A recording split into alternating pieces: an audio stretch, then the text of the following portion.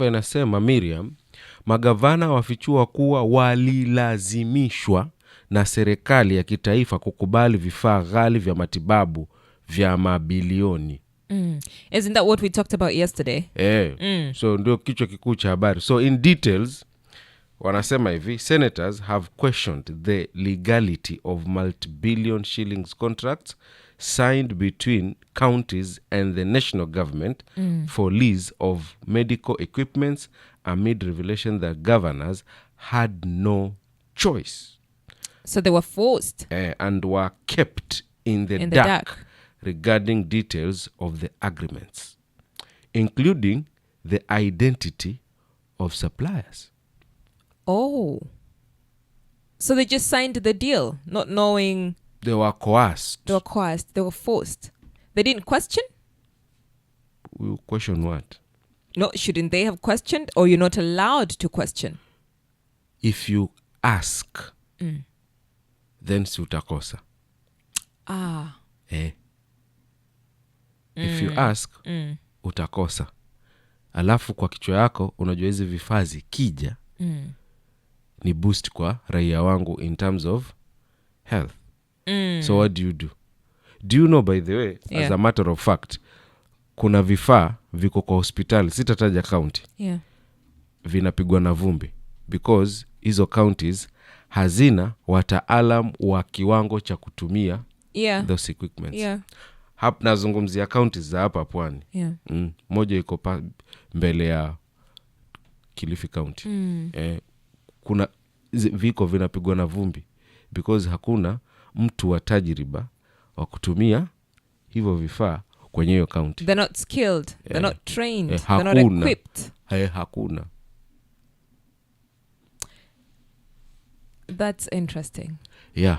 Because what you're saying is the governors are saying they were, first of all, they've said they were coerced. Wanasema walilazimishwa kusign. But why hii story mbona inakuja sahi? Because mwenye anasema ni the deputy chair council of governors, Mutahi Kahiga, ambaye huyo anasema hivyo. So saizi yako the other side of the river. Yes, ni wa upande wa Gachagua. So alitaka the chairmanship ya council of governors, akakosa, but akapewa the deputy. He was there. So what I'm getting is a lot of things happen in the within our counties or within the government. And the other thing that I'm picking up is we're in a space where you cannot question. Unauliza kama nani? Una nguvu gani ya kuuliza? That's why mimi nilisema ukiuliza pesa haitafika kwa county yako. That's why mimi nilisema hizi counties, most of them watafute namna ya kujiendesha wenyewe. History ya kuombaomba, unaombaomba, unakuwa bega kwa national government, such things will happen. Tunangojea mgao wa serikali kuu, hizi vitu ndio happen. Remember that story of Embu governor? Yes. Who lectured her residents for heckling the president. I remember. Sicily. Yes, Sicily.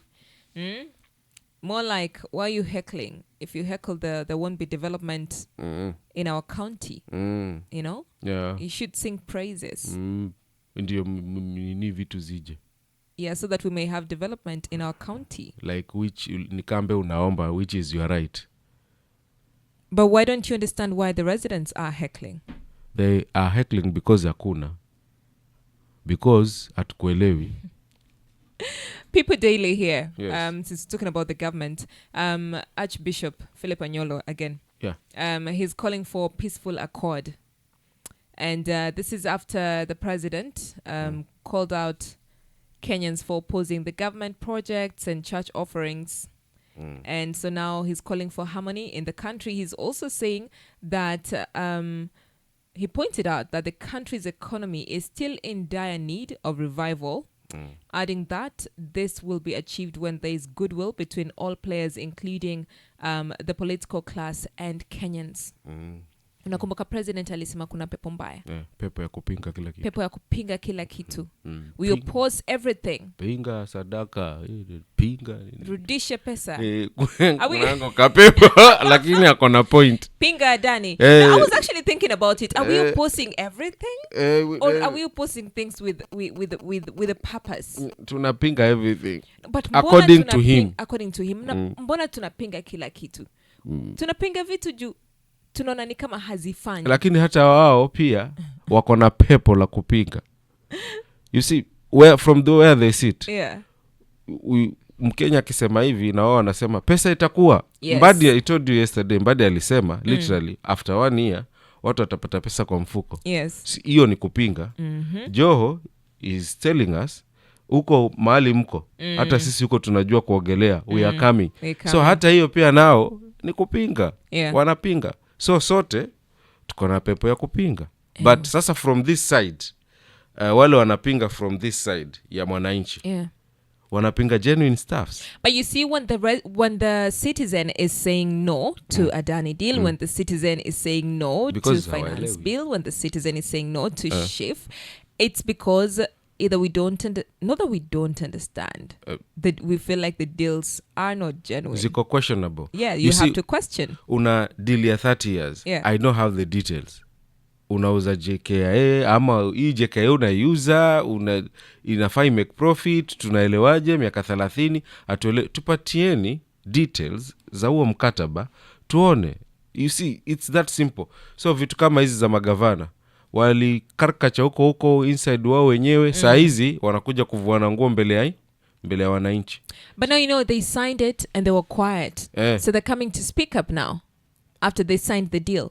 By the way, wangekuja forefront kama vile IBC ile bipartisan talks. See, they signed in public. Yeah. Wakakuja wakasaini, wakaanza kutengeneza hiyo kamati ya kutafuta the commissioners. It was in public. Who are our leaders working for?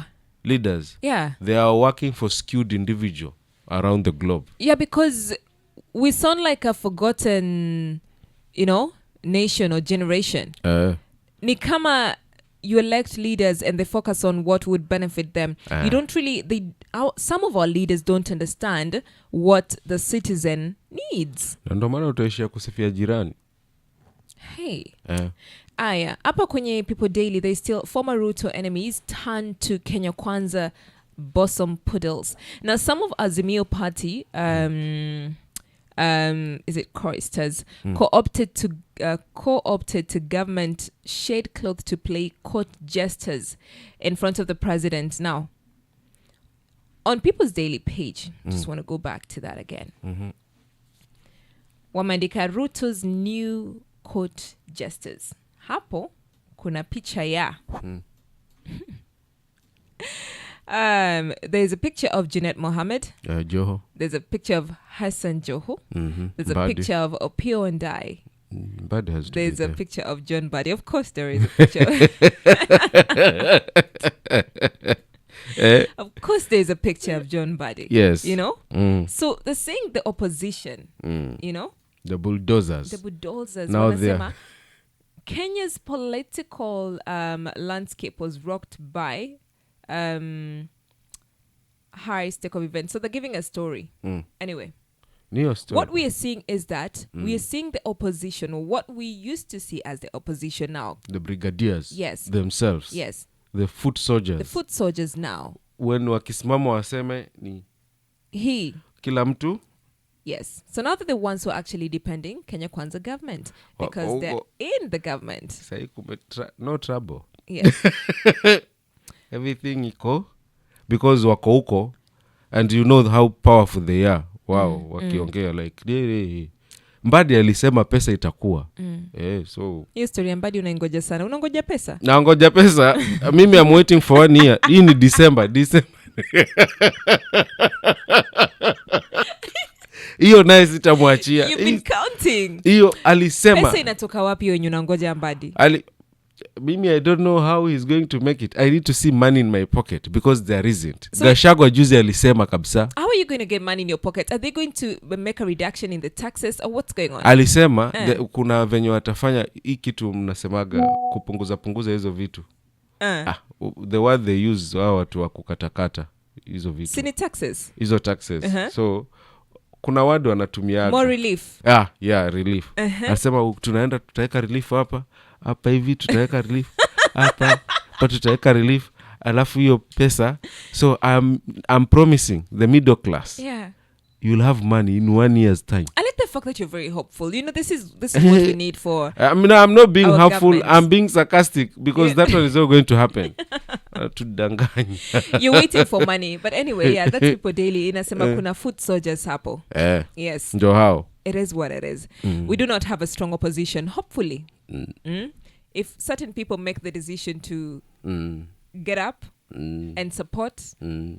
Or rather get up and decide that they're going not oppose the government for just the sake of opposing, but call out what's wrong in the government. Sasa wewe unafikiri how ambao wako sahihi upande ya ku call out the government na wale ambao walikuwa huko wakaenda huko ni kina nani wako na nguvu? There's a shift. Salim, ukishakuwa kwa baridi alafu nikuweke place ingine, sasa you're enjoying joto. You're at peace cap at least for some time. Wacha wengine pia wako kwa baridi.